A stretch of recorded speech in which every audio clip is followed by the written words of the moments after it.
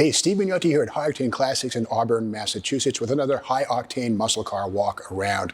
Now, when you say muscle car, most people think in America, you're talking about the Pontiac GTO.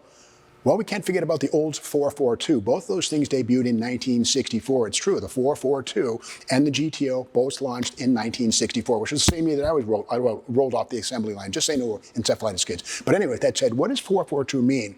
It's not about the engine. In 64, it meant 4-barrel, 4-speed dual exhaust, because all 442s in 64 were 4-speed cars with a 330 cubic inch engine, a 4-barrel carburetor, so 442. But for 1965, it became a 400 engine. You can get automatic if you wanted it. They still had dual exhaust and a 4-barrel carburetor, but so 442 has meant many things. By 1972, when this car was built, the engine shrank from 455 cubic inches as an option to 350 cubic inches as the base engine, as the insurance companies cracked down on younger buyers of muscle cars. So by decontenting the 442 with a 350 for 1972 as the base engine, that's how the insurance companies got away from the surcharges that made many people pay as much for insurance as they would have paid for the car itself every month.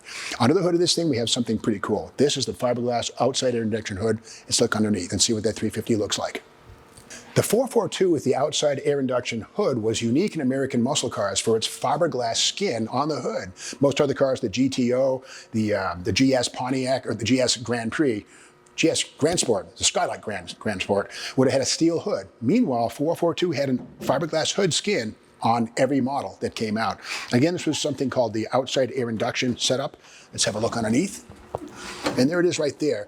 Now, the thing about the Oldsmobile V8 is from a 350 to a 455, they kind of look the same. Little difference in deck height and overall width. But rest assured, that's a 350. Nothing wrong with that. And again, this is something that would beat the insurance man to the punch and allow a younger person to buy this car without paying a whole bunch of insurance premiums and penalties.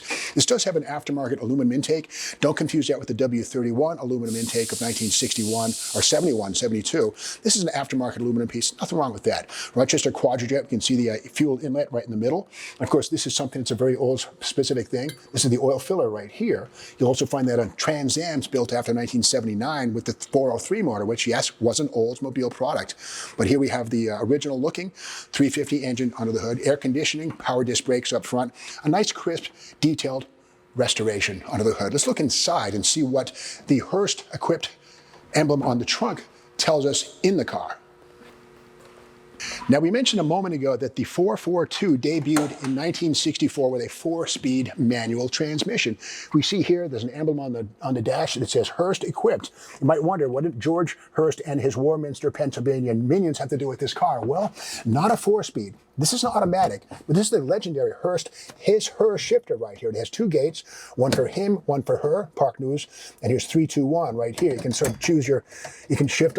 You can actually use this as a manual override, but that's not a 4-speed or a manual transmission. No, it's an automatic. But again, it controls a high upshift turbo 350 or turbo 400, depending on the engine, automatic transmission. But again, has the rally wheel with the aluminum spokes, very attractive. The center console is a beautiful touch. Factory AM radio right here, kind of a cool thing. Factory gauges, and again, the 442 was a performance model.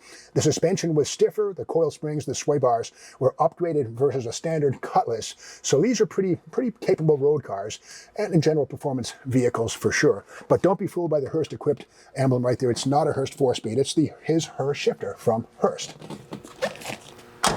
Other classic 442 styling cues are here on the trunk. This is the fiberglass spoiler, which was an option. It wasn't standard on the 442, but it sure sets the car apart. Another detail too is the rear bumper with these exhaust cutouts and the megaphones, the trumpets. That's another 442 only trait. If you had a Cutlass or any lesser car, Supreme or whatever it would be, you did not get these trumpets. So if you were riding behind a 442, if you didn't notice the 442 emblem, these pipes would also reinforce the fact that you're riding behind Oldsmobile's entry-level muscle car for 1972 with the 350 under the hood. 455 was possible in 1972 for extra charge.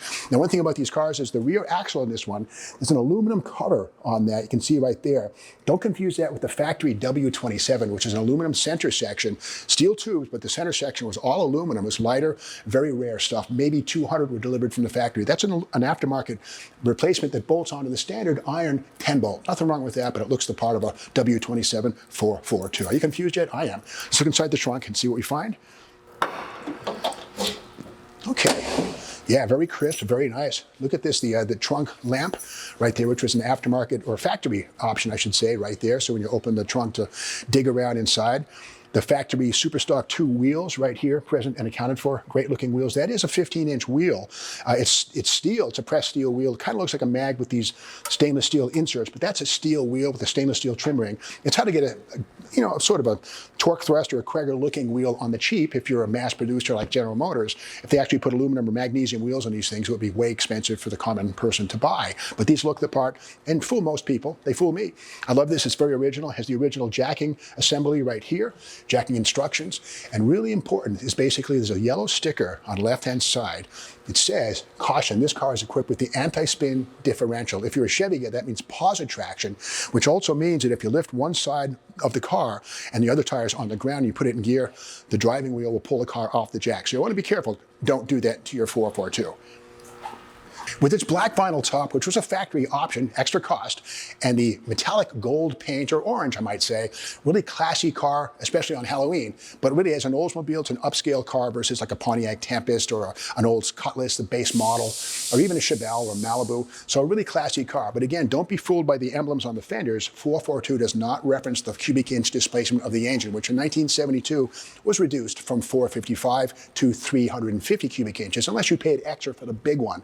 This is all about getting a better insurance rate on your muscle car as you were a younger buyer. And so this car was certainly part of the Oldsmobile W machine performance fleet for 1972. The last year for this body style before the colonnade style replaced these in 1973 and beyond. So the 442 in its final year for this second generation body style, 68 through 72, right here, 4-speed 350 car.